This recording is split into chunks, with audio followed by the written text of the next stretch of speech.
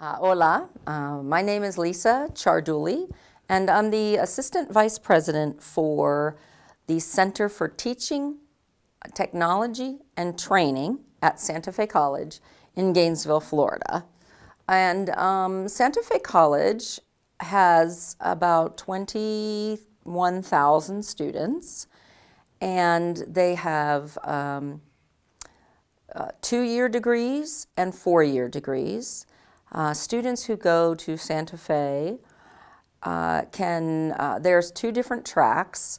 One track is what we call an Associate of Arts for students who wish to do their first 2 years of a bachelor's degree at a college level because it's less expensive, and then transfer to a university for the second 2 years to get a full degree. But at Santa Fe, we also have 2-year technical degrees, Associate of Science.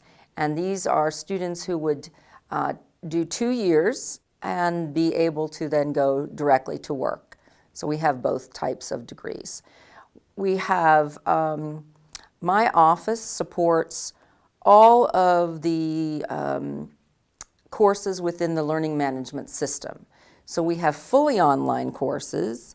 We have hybrid or blended courses where the students do some online and some face-to-face.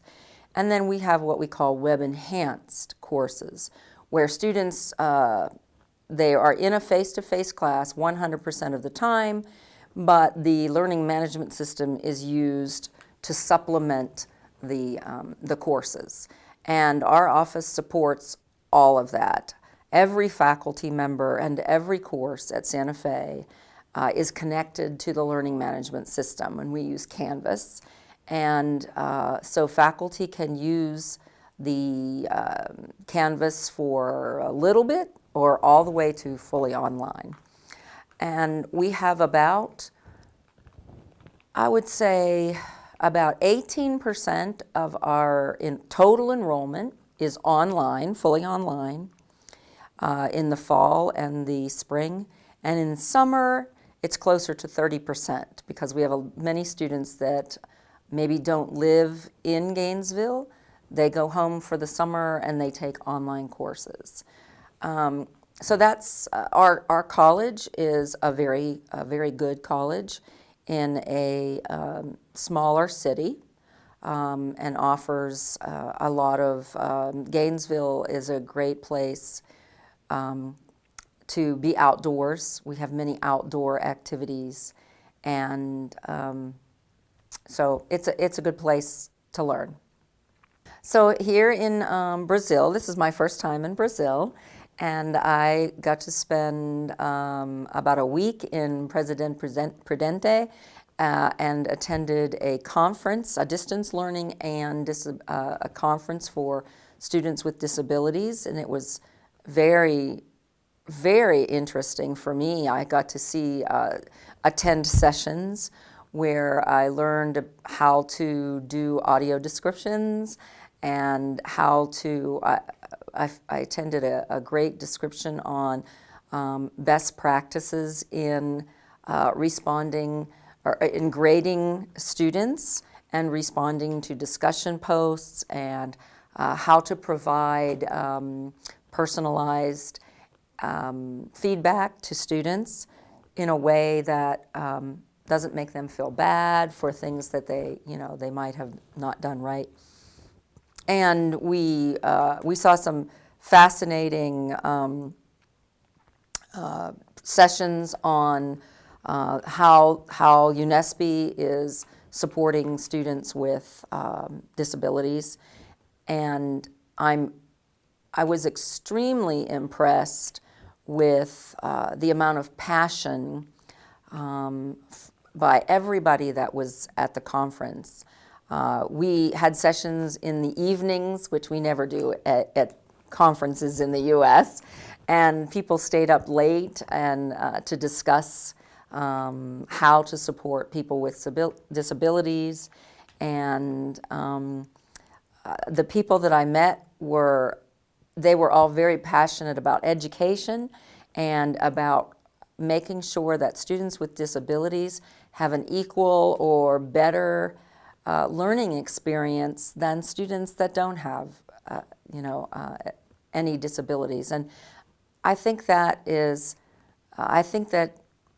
Unesp is far ahead of Santa Fe College in their being, in that they are,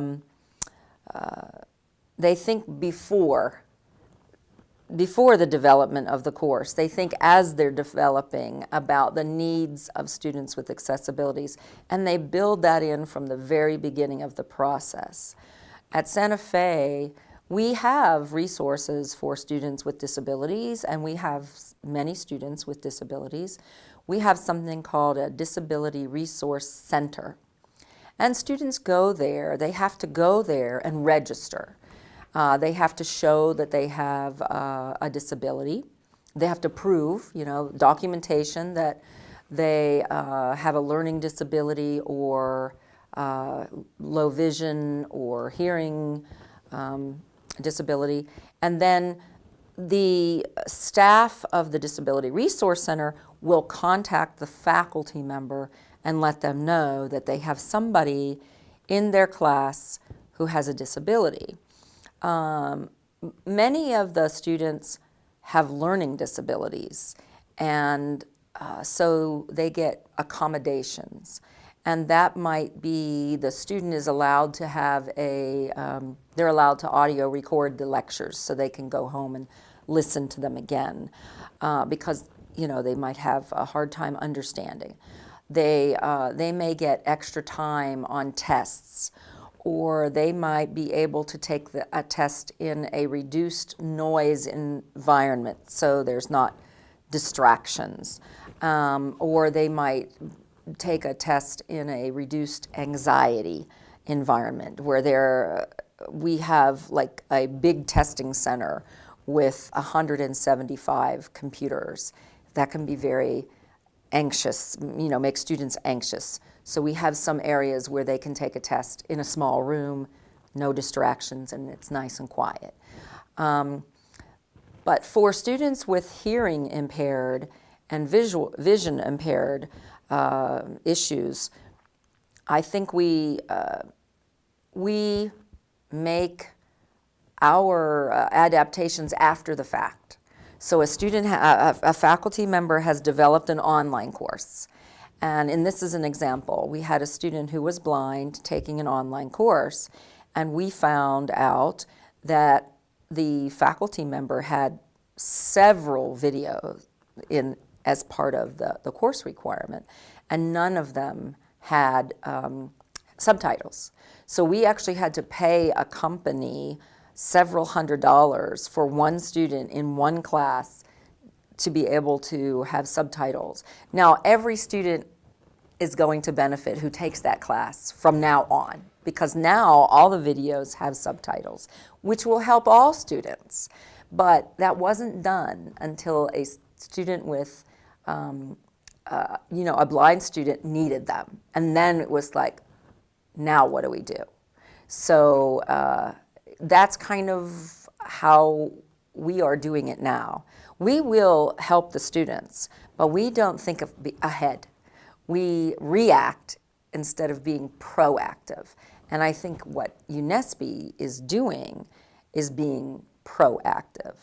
And I'm really impressed at how Unesp has gotten, has assembled a team of people to help develop, so that you have sign language and subtitles, and you have courses vetted by a blind person to make sure that you're doing it right. And we don't have that at Santa Fe. Our faculty members develop their own online courses all by themselves. They can consult one of our instructional designers to help with the way they put it together and making sure that they're assessing correctly. But we don't have a team to help the faculty members develop with accessibility in mind, and that's something that we really need to do. So I think we need to recognize the importance and provide resources, pay for those resources, and see that as something that we need to do, and do that same kind of team development. We are going to be developing our first master courses where we can share those courses with other faculty members, and many faculty can teach those courses. And we are using open educational resources for those. But I think this will be a great opportunity for us to start with accessibility in mind at the beginning of the process, because we are going to have a team approach to the development of these master courses. So it will be our first example for the college on how to develop the right way from the very beginning to include all students with any issues, because when you use universal design concepts, you help all students, whether they have low vision, low hearing, have learning disabilities, if English is their second language, because we have many students who English is their second language.